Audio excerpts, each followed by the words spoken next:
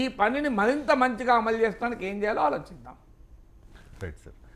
2019లో జగన్మోహన్ రెడ్డి అధికారంలోకి వచ్చిన తర్వాత ఫస్ట్ డిమాలిష్ చేసిన బిల్డింగ్ ప్రజావేదిక. అది నదీ పరివాహక ప్రాంతాల్లో కట్టారు, నిబంధనలకు విరుద్ధంగా కట్టారు కాబట్టి ప్రజావేదికను కూలగొట్టేస్తూ ఉన్నాం. ఇక ఈ అక్రమ కట్టడాలు కూల్చివేతలు కొనసాగుతాయి అని చెప్పారు సార్. కానీ అలా జరగలేదు. కానీ ప్రతిపక్షంలో ఉండగా కూటమి నేతలు చాలా ఆరోపణలు చేశారు. పెద్దిరెడ్డి భూ కబ్జాలు చేశారని చెప్పి, గుడివాడ అమర్నాథ్ అక్రమ కట్టడాలు కట్టారని చెప్పేసి చాలామంది నాయకుల మీద ఈ భూ కబ్జా అక్రమ కట్టడాల ఆరోపణలు ఉన్నాయి. కానీ ఇప్పుడు అధికారంలోకి వచ్చిన తర్వాత కూటమి సర్కార్ తెలంగాణలో ఇప్పుడు జరుగుతున్న హైడ్రా ఆపరేషన్లా ఎందుకు దూకుడు చూపించడం లేదు అంటే చాలా ముఖ్యమైన క్వశ్చన్ అది. చంద్రబాబు నాయుడు కనుక ఈ వీడియో చూస్తే వెంటనే తెలంగాణకు పంపించి హైడ్రా ఎలా ఏర్పాటు చేస్తారో స్టడీ చేసి ఇమీడియట్గా అక్కడ కూడా పెట్టాలి. అది ప్రతిపక్షం ఉన్నప్పుడు, అధికారంలో ఉన్నప్పుడు కూడా చెప్తున్నారు కదా. ఇవాళ మీరు తీయండి ఈ ఆంధ్రజ్యోతి ఈనాడు పత్రికల్లో పెద్దిరెడ్డి 950 ఎకరాల భూమి ఫాట్. వీళ్ళొక్కడే కాదు, విజయసాయిరెడ్డి విశాఖని దోచేశాడు, భీమిలి వరకు కూడా భూములు ఆక్రమించాడు. వైసీపీ నేతలంతా విశాఖలో భూములు ఆక్రమించేశారు. అందుకే విశాఖ రాజధాని అంటున్నారు. ఇవన్నీ మనం చూడలేదా, వినలేదా? సో మీకు ప్రజావేదిక కూల్చినప్పుడు కూడా నా స్టాండ్ అదే. మీరంటే ప్రజావేదికతో మొదలుపెట్టారు. జగన్మోహన్ రెడ్డి నిజాయితీకి పరీక్ష ఏంటంటే, కృష్ణానదీ తీరములో పర్యావరణ నిబంధనలకు విరుద్ధంగా, రివర్ కోస్టల్ జోన్ నిబంధనలకు విరుద్ధంగా కట్టిన అన్ని నిర్మాణాల్ని విచక్షణారహితంగా, అందులో ఒక గెస్ట్ హౌస్లో మీకు ప్రముఖ బీజేపీ నాయకుని గెస్ట్ హౌస్లో ఆయన అమిత్ షా వచ్చి కూడా ఉన్నారు. అది కూడా నీకు పెద్ద గోగరాజు అనుకుంటారు, అనుకుంటారు గోగరాజు. సో ఆయన గెస్ట్ హౌస్లో వచ్చి అమిత్ షా ఉండడం కూడా వివాదమైంది. అది డైరెక్ట్ కృష్ణానదిలో ఉంటుంది, నదికి ఆనుకొని ఉంటుంది. మీరు దేన్నైనా కూల్చకపోతే ఖచ్చితంగా ఇది ప్రజావేదిక కూల్చివేత రాజకీయ కక్ష అవుతుంది. ప్రభుత్వం లక్షల రూపాయలతో ఖర్చు పెట్టిన దాన్ని కూల్చి ఆదర్శంగా ఉన్నామని చెప్తున్న జగన్మోహన్ రెడ్డి మరి వేటిని కూల్చకపోతే తప్పవుతుందని నేను ప్రజావేదిక పైన కూల్చిన రోజు మాట్లాడిన వీడియో ఉన్నది యూట్యూబ్ ఛానల్, ఎవరైనా చూడండి. ఇప్పటికి 5-6 లక్షల మంది చూసిన వీడియో.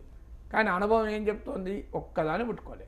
అంటే జగన్మోహన్ రెడ్డి ప్రజావేదిక కూల్చివేత నిజాయితీతో పర్యావరణ పరిరక్షణ కొరకు చేసింది కాదు, అదొక రాజకీయపరమైన కక్ష అనేది క్లియర్గా అర్థమైంది కదా.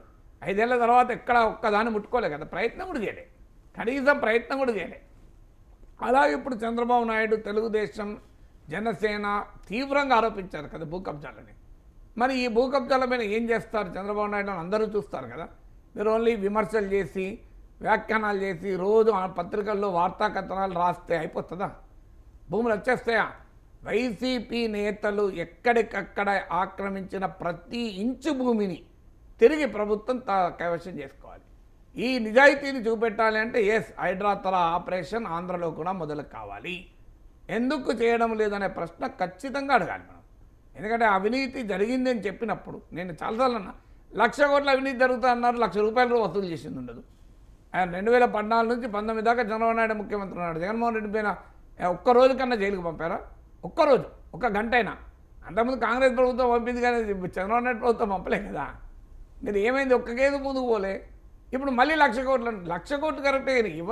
అందులో ₹1,00,000 లాగాలి కదా వెనక్కు.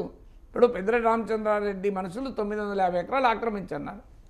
ఇది పేపర్లో రాస్తే టీవీ ఛానల్లో వస్తే అయిపోతుందా? టీవీలో కూర్చొని విశ్లేషకులు పెద్దిరెడ్డి రామచంద్రారెడ్డి దుర్మార్గం అంటే అయిపోతుందా? మాకు దాంతో కాదు, మాకు ఆ 950 ఎకరాలు కావాలి. వీటి సంగతి చెప్పాడు. వైసీపీ నేతలు విజయసాయిరెడ్డి ఆక్రమించిన భూములన్నీ లాగండి, బయటికి తీయండి. పెద్దిరెడ్డి రామచంద్రారెడ్డి ఆక్రమించిన భూములన్నీ లాగండి. మీరు ఏదో ఒక జోగి రమేష్ పైన చర్య తీసుకొని ఊరుకుంటా అంటే ఎట్లా?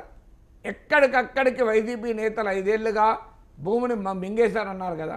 ఆ భూములన్నీ తిరిగి ప్రభుత్వానికి లెక్క చెప్పండి. అది అప్పుడు డెఫినెట్గా మీ ఆనెస్టీని మెచ్చుకుంటాం. కానీ లేకపోతే మాత్రం డెఫినెట్గా చంద్రబాబు నాయుడు మీద కూడా క్వశ్చన్లు వస్తాయి. ఇవాళ రేవంత్ రెడ్డిని ఎందుకు అప్రిషియేట్ చేస్తాను జనం? అప్రిషియేట్ చేస్తూ అనుమానాలు వ్యక్తం చేస్తాను, ఇది చేయగలడా, చేస్తాడా అని.